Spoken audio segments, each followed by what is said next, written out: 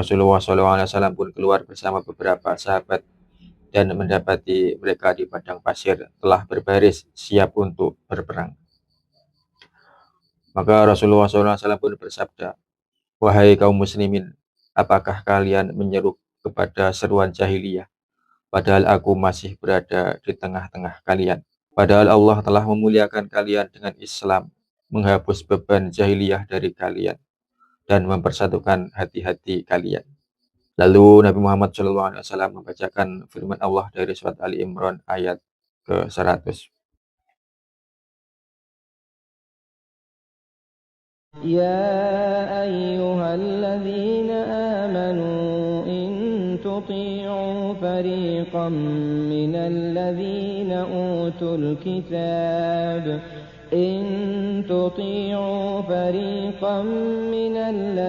أوتوا الكتاب يردوكم بعد إيمانكم كافرين وكيف تكفرون وأنتم تتلى عليكم آيات الله وفيكم رسوله ومن يعتصم بالله فقد هدي إلى صراط مستقيم. Bismillahirrahmanirrahim. Wa nazala lan temurun lamma marra tatkalane liwat sapa ba'dul Yahudi sawenehe wong Yahudi alal Aus ing atase kabilah Aus wal Khazraj lan kabilah Khazraj. Faghadahu mongko gawe muring-muring ing ba'dul Yahud apa ta'allufuhum rukune Aus lan Khazraj. Fadzakarahu mongko nuli ngelingake sapa ba'dul Yahud ing wong Aus lan Khazraj bima kelawan perkara kana kang ana apa ma iku bainahum tetep ing dalem antarane Aus lan Khazraj fil jahiliyah ing dalem zaman jahiliyah. Bayane minal fitnah saking pira-pira fitnah. Fatasyajaru mongko padha permusuhan sapa wong-wong Aus lan Khazraj. Wakati lan parek-parek iku yang tuluna padha paten pinaten sapa Khazraj lan Aus. Temurun apa ya ayyuhalladzina amanu ayat ya ayyuhalladzina amanu ila akhir. Ya ayyuhalladzina amanu hi eling-eling wong akeh kang padha iman. Intutiu lamun padha anut sira kabeh fadekon ing bepantan. Minalladzina kang tetep sangking wong akeh utul kitab kang den paringi Alkitab. Yaruddukum mongko dadekake sapa farik ing sira kabeh ba'da imanikum ing dalem sawise iman ira kabeh kafirina ingkang kafir kabeh. Wa kaifa takfuruna lan hale kepriye padha ngufuri sira kabeh.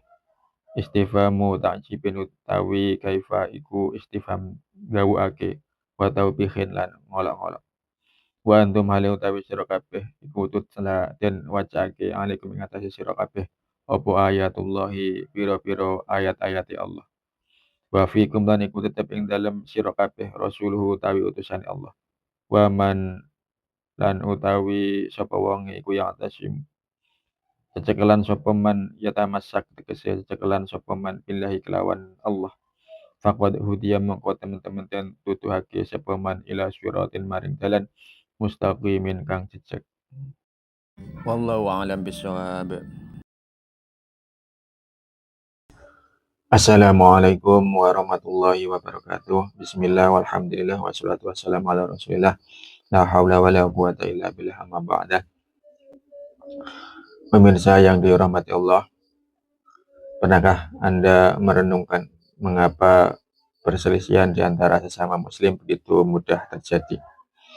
Terkadang hanya karena memantik kecil ukhuwah yang dibangun bertahun-tahun bisa runtuh seketika. Ternyata fenomena ini bukanlah hal baru. Di masa Rasulullah SAW pun benih-benih perpecahan pernah ditebar untuk memecah belah kaum muslimin. Hari ini mari kita menelaah dua ayat yang sangat agung, surat Ali Imran ayat 100 dan 101 dengan merujuk pada tafsir Jalalain.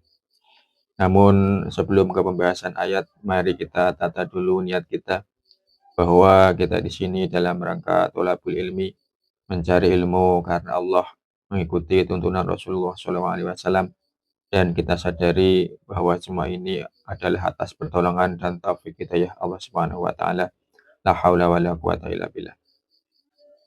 Pemirsa yang dirahmati Allah, untuk memahami ayat ini secara utuh kita perlu melihat konteks sebelumnya. Pada ayat sebelumnya, yakni pada ayat 98 dan 99, Allah Subhanahu wa taala memberikan teguran keras kepada ahli kitab. Allah Subhanahu wa taala mempertanyakan mengapa mereka mengingkari ayat-ayat Allah dan mengapa mereka menghalang-halangi orang beriman dari jalan yang benar. Jadi di dua ayat sebelumnya Allah Subhanahu wa taala sedang menegur ahli kitab yang bisa dikatakan sebagai sang pengganggu. Nah, pada ayat ke-100 yang akan kita bahas ini, Allah beralih kepada kita, orang-orang beriman, sebagai objek yang diganggu. Jadi setelah Allah memperingatkan pihak yang suka memecah belah, ini Allah mengingatkan kita agar tidak mendengarkan hasutan mereka. Ini adalah bentuk perlindungan Allah agar kita tidak masuk ke dalam perangkap yang sama. Pemirsa yang dirahmati Allah, mari kita masuk pada inti kisah yang menjelaskan dalam tafsir Jalalain. Ayat ini turun dengan latar belakang peristiwa yang sangat genting. Dikisahkan bahwa dahulu ada dua kabilah besar di Madinah, yakni kabilah Aus dan Khazraj. Di masa jahiliyah, mereka adalah musuh bebuyutan yang selalu berperang. Namun setelah Islam datang, hati mereka disatukan oleh Rasulullah SAW menjadi saudara yang saling mencintai. Suatu ketika lewatlah seorang Yahudi yang merasa iri dengki melihat keharmonisan Aus dan Khazraj. Dalam riwayat lain disebutkan orang itu bernama Syash bin Qais. Hatinya tidak rela melihat persatuan umat Islam. Maka ia pun menyuruh seseorang untuk duduk bersama kaum Aus dan Khazraj, lalu mengingatkan mereka pada perang Bu'ath, sebuah perang saudara paling berdarah di masa lalu. Strategi ini berhasil, emosi mereka terpancing. Kenangan pahit masa lalu kembali bangkit. Mereka pun saling berdebat, membanggakan diri, hingga akhirnya mereka nyaris saling bunuh-membunuh kembali. Maka malaikat Jibril pun turun kepada Nabi Muhammad SAW, membawa surat Ali Imran ayat 100 sampai 101. Rasulullah SAW pun keluar bersama beberapa sahabat dan mendapati mereka di padang pasir telah berbaris siap untuk berperang. Maka Rasulullah SAW pun bersabda, "Wahai kaum muslimin, apakah kalian menyeru kepada seruan jahiliyah, padahal aku masih berada di tengah-tengah kalian? Padahal Allah telah memuliakan kalian dengan Islam, menghapus beban jahiliyah dari kalian, dan mempersatukan hati-hati kalian." Lalu Nabi Muhammad SAW membacakan firman Allah dari surat Ali Imran ayat ke-100. Ya ayyuhalladzina amanu in tudhi'u fariqam minal ladzina utul kitaba yaruddukum ba'da imanikum kafirin. Wahai orang-orang yang beriman, jika kalian mentaati segolongan dari orang-orang yang diberi kitab, niscaya mereka akan mengembalikan kalian menjadi kafir setelah kalian beriman. Tafsir Jalalain menjelaskan bahwa menuruti ajakan untuk berpecah belah dapat menyeret seseorang kembali kepada kekafiran, atau setidaknya melakukan perbuatan orang-orang kafir yang saling membinasakan. Kemudian Nabi Muhammad SAW melanjutkan pada ayat 101. Wa kaifa takfuruna wa antum tutla 'alaikum ayatullahi wa fiikum rasuluh wa may ya'tasim billahi faqad huda ila syiratim mustaqim.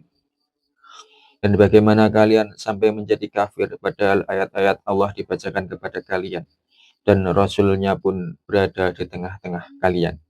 Dalam tafsir disebutkan kalimat wa kaifa takfurun adalah pertanyaan yang bermakna keheranan sekaligus teguran. Seolah Allah berfirman, sungguh aneh, bagaimana mungkin kalian terhasut untuk kembali pada kegelapan, padahal cahaya Al-Quran dan Rasulullah ada di hadapan kalian. Begitu mendengar sabda Rasulullah SAW, para sahabat yang hendak berperang pun meletakkan senjata dan saling berpelukan. Jabir bin Abdullah berkata, "Aku tidak pernah melihat hari yang lebih celaka sekaligus lebih membahagiakan dari hari itu. Awalnya penuh kesialan, akhirnya penuh kegembiraan." Pemirsa yang dihormati Allah, kedua ayat ini jika kita telah lebih dalam, terdapat sisi kemukjizatan yang luar biasa. Pertama, mukjizat psikologis sosial. Ayat ini membedah kelemahan manusia, bahwa cara paling efektif untuk menghancurkan sebuah umat bukanlah dengan serangan fisik dari luar, melainkan dengan membangkitkan memori kebencian masa lalu. Al-Quran memberikan diagnosa bahwa provokasi internal adalah ancaman nyata bagi keimanan. Kedua, mukjizat keabadian risalah. Pada ayat 101 disebutkan, padahal Rasulnya berada di tengah-tengah kalian. Para ulama menjelaskan, meskipun fisik Rasulullah SAW telah wafat, ayat ini tetap berlaku sepanjang masa. Karena sunnah dan syariat beliau tetap hidup di tengah kita. Selama Al-Quran dan sunnah menjadi pegangan, seolah-olah Rasulullah masih hadir membimbing kita. Ini menunjukkan bahwa solusi konflik umat sepanjang zaman sudah tersedia, yakni kembali kepada ajaran Rasulullah SAW. Pemirsa yang dihormati Allah, ada beberapa hikmah yang bisa kita ambil dari kajian tafsir Jalalain kali ini. Pertama, waspada terhadap provokasi. Kita tidak boleh memiliki telinga yang tipis. Jangan mudah terhasut oleh isu, berita bohong, atau ajakan yang mengarah pada kebencian terhadap sesama muslim dari manapun sumbernya. Allah melarang orang beriman untuk mengambil nasihat, pendapat, atau musyawarah dari mereka yang memusuhi Islam. Menjaga persatuan adalah bagian dari iman. Persatuan bukan sekadar kebutuhan sosial, melainkan tuntutan akidah. Terpecah belah dan saling bermusuhan adalah langkah mundur yang mendekatkan kita pada perilaku jahiliyah. Hikmah yang kedua, ayat ini memberikan solusi konflik.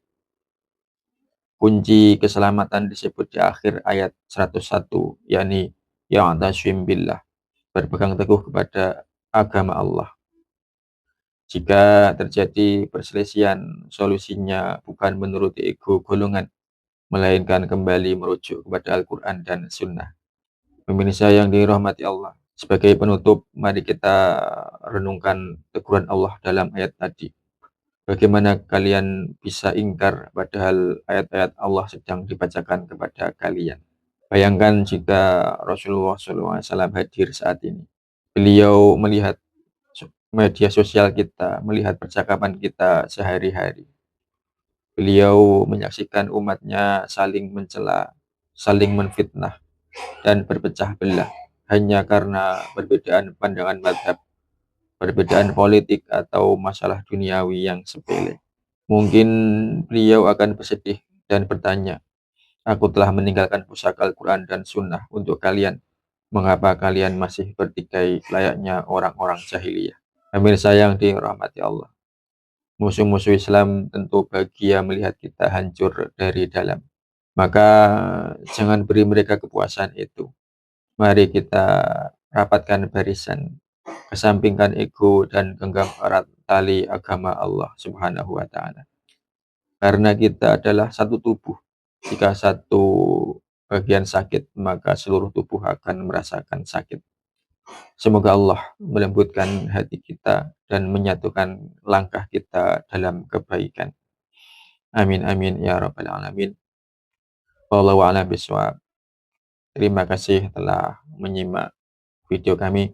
Semoga bermanfaat di dunia wa dunya wal akhirah. Amin amin ya rabbal alamin. Wassalamualaikum warahmatullahi wabarakatuh.